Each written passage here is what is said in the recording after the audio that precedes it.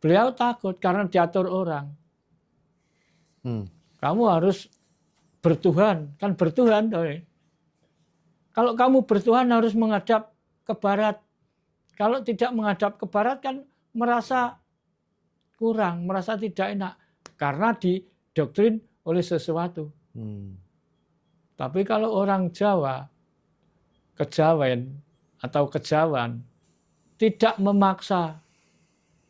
Tapi semua itu ada batasnya. Membuat tempat untuk menyiksa orang yang tidak disenangi. Bangsa kita sekarang ini kebodohan. Jarine wong Jawa dibodoni mentah-mentah wae kena. Kowe nek gelem dadi penganute wong Arab, besok oleh ganjaran. Lah ini loh. Pernah diganjar apa? Apalagi yang belum pernah datang ke sana. Yang sudah pernah ke sana, pernah mendapatkan apa dari Arab? Untuk meditasi, ya diem, duduk diem, ngosong pikiran. Ini.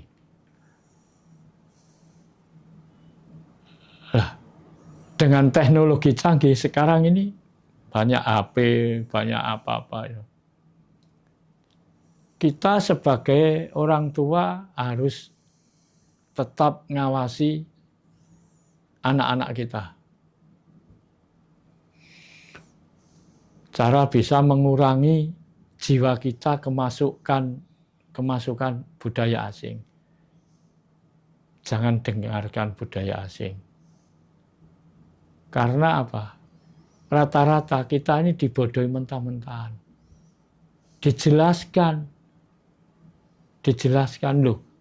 Kok mosok kalau nggak ikut tata cara agama A ini, kita besok mati nggak bisa masuk surga. Surga kan bukan miliknya agama. Ya agama apapun. Agama nggak punya itu. Jadi surga neraka itu bukan miliknya agama. Sepertinya yang jelas orang yang menghayati tentang tata cara agama itu ya beliau mencari bagaimana besok bisa masuk dalam surga. Jadi kalau kita diomongi, kalau mau ikut tata cara agama A misalnya, besok kalau mati masuk surga, itu bohong. Jadi anak cucu kita jangan diajari bohong. Nah, Indonesia ini kan ada 6 agama. Ada 6 agama. Semua pendatang, nggak ada yang pribumi agama. Mari mulai kita belajar dari nol lagi.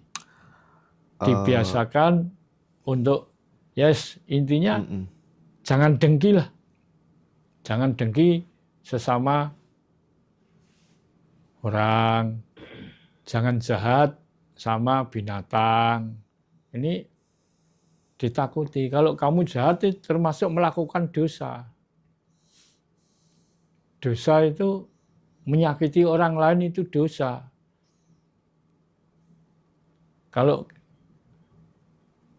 kamu ingin tidak punya dosa, jangan menyakiti orang lain. Nah, itu ditakut-takuti. Tapi kan untuk positif, nggak apa-apa.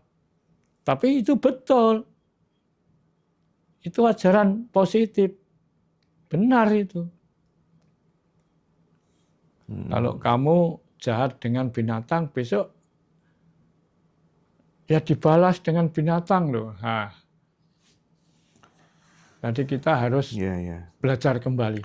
Terus ini Bopo, kalau dulu gitu ya, leluhur kita itu kan untuk memahami, bahkan untuk memahami tentang Tuhan aja kan, kalau di agama kan diajari disembah gitu. Iya. Leluhur-leluhur kita itu lebih memilih untuk mengalami dan menyatu langsung gitu dengan Tuhan gitu, lewat alam semesta gitu kan. Memahami semesta lewat rasa, lewat laku, lewat tirakat, lewat laku batin. Tapi kan itu semuanya sempat dikubur oleh doktrin-doktrin dan dogma-dogma buta sebuah agama yang masuk di Nusantara gitu. Ya. Nah, sekarang mulai muncul lagi, orang mulai berani lagi pakai pakaian-pakaian adat, ngobong dupo bareng-bareng dalam acara persembahan tertentu sebagai wujud syukurnya terhadap alam semesta, menyatu dengan 4 elemen dasar yang ada di bumi, di alam ini gitu. Nah, ini kan tanda bahwa sebenarnya kebenaran yang sejati itu memang benar-benar nggak bisa dimatikan ya Bopo. Cuman tinggal nunggu waktu saja muncul kembali gitu. Iya, benar. Ini makanya saya ini tidak hanya 100%. Ada istilah Jawa, becik ketitik olo ketoro. Itu saya tidak hanya 100% percaya. Bahkan 1.000.000%.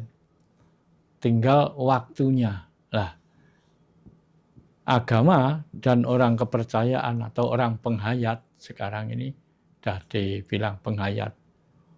Banyak penghayat itu paguyubannya banyak. Saat ini kalau nggak salah ya, yang sudah resmi ada 193 penghayat itu yang di catatan pemerintah. Gini, kalau agama mencari Tuhan, semua agama katanya yang ibadah itu mencari Tuhan dia. Tapi kalau orang penghayat lain. Kalau meditasi semedi manusia menyatu dengan Tuhan. Nah, bedanya di sini. Karena orang penghayat dan agama itu beda jauh. Beda jauh dan jauh berbeda. Agama bisa disusupi politik. Bisa dipakai kendaraan politik. Bahkan bisa menjadi politik. Karena untuk menguasai lahan orang lain. Untuk menguasai jiwanya orang lain.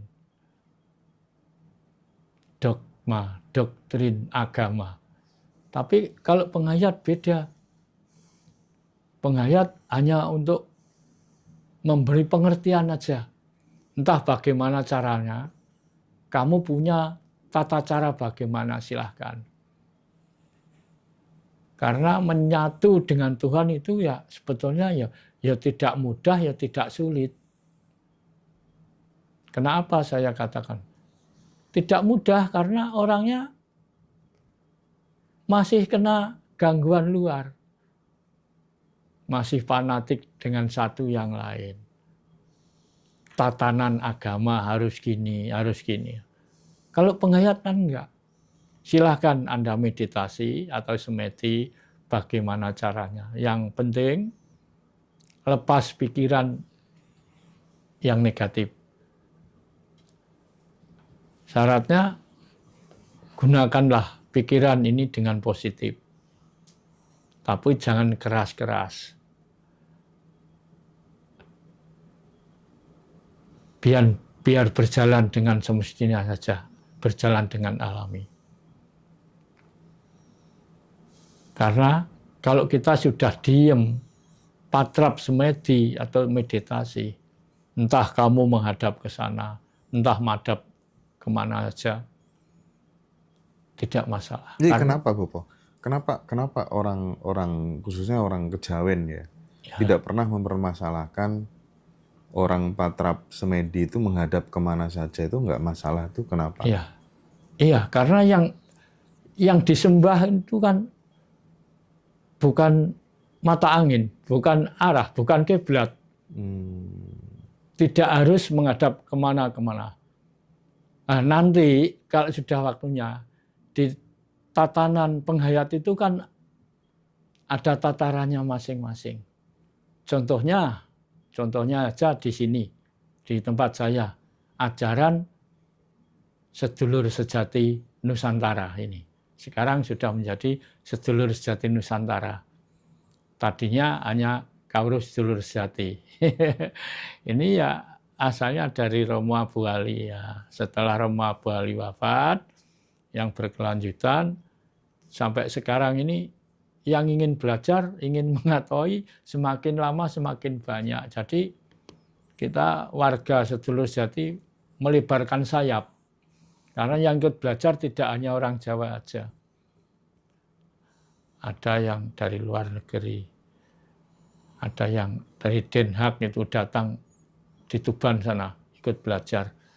Ya enggak banyak-banyak lah nanti dibilang promosi ya. Karena apa? Orang Jawa itu tidak harus menghadap kemana-kemana. Ambil posisi yang enak, kamu menghadap kemana. Duduk yang enak.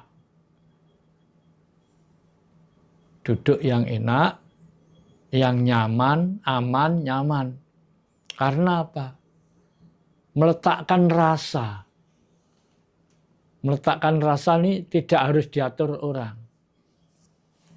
Misalnya kok kamu kalau mencari Tuhan, manembah harus menghadap ke selatan misalnya. Kan kalau tidak menghadap ke selatan kan beliau takut karena diatur orang. Kamu harus bertuhan, kan bertuhan. Kalau kamu bertuhan harus menghadap ke barat. Kalau tidak menghadap ke barat kan merasa kurang, merasa tidak enak. Karena didoktrin oleh sesuatu. Tapi kalau orang Jawa, kejawen atau kejawan, tidak memaksa. Tapi semua itu ada batasnya. Jadi kalau orang-orang, teman-teman di Kejawen, atau mungkin di Sunda Wiwitan di mana-mana itu sudah memahami bahwa Tuhan itu sudah meliputi segalanya gitu. Tidak hanya berada di satu titik gitu ya Bapak. Tuhan itu tidak hanya di suatu tempat, hanya di situ. Hanya di situ. Dan bahasanya, kita ini misalnya kita ini ditakdirkan Tuhan menjadi orang Jawa. Tuhan itu kalau memberi tahu kita sebagai orang Jawa, ya bahasa Jawa. Tidak harus bahasa lain. Misalnya ada orang mengatakan, Tuhan berkata, bla bla bla bla bla. Gusti Allah paring dawuh bla bla bla bla. Sing didhawuhi sapa? Nek dawuh kapan nang endi? Basane apa? Karena Tuhan itu Maha Adil. Kalau memberi tahu kepada makhluknya, misalnya memberi wisik atau apa, bisikan lah. Kalau orang Jawa pasti bahasa Jawa. Nggak mungkin orang Jawa dikasih wisik pakai bahasa Inggris, nggak mungkin. Nggak mungkin orang Jawa menerima wahyu, menerima wisik dengan bahasa Arab. Tidak mungkin. Sekarang ini yang umum di Indonesia sepertinya gini. Kalau kamu mau ikut tata cara Arab, dosamu hilang. Loh, penak saja. Itulah rayuan-rayuan gombal. Masuk Tuhan itu kalau nggak bahasa Arab nggak tahu.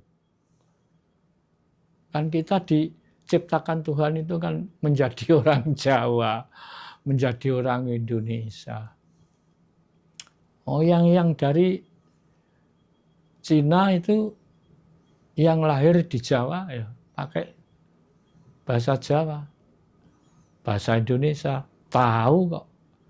Tadi yang disebut orang Jawa, wong Jawa itu bukan karena hanya suku. Jawa itu kan multi. Jawa itu artinya kalau orang Jawa bilang Jawa itu tegese bener. Tegese beneh. Dunung, waras, ngerti. Wong Jawa kudu ngerti Jawane. Wong Jawa kudu dunung uripe. Kudu waras lahir batine. Kudu beneh marang sapa wae. Nah, seperti istilah ada Tuhan itu maha kasih dan maha penyayang. Maksud Tuhan itu membuat tempat untuk menyiksa orang yang tidak disenangi. Bangsa kita sekarang ini kebodohan.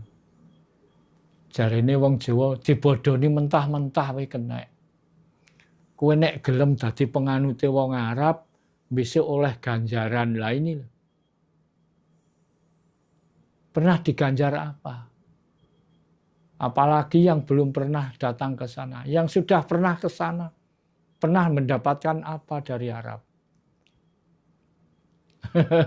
Enggak pernah. Iya. Coba sekarang, Arab itu apa? Teknologi nggak ada, nggak punya. Distribusi negara nggak ada. Nyumbang apa? Oh, mau bangun musola aja minta itu sokongan. Minta-minta toh. Yang dijual nama Tuhan. Kalau kamu mau nyumbang ini, dosamu hilang. Besok dapat ganjaran lipat sekian kali. Loh, ini loh.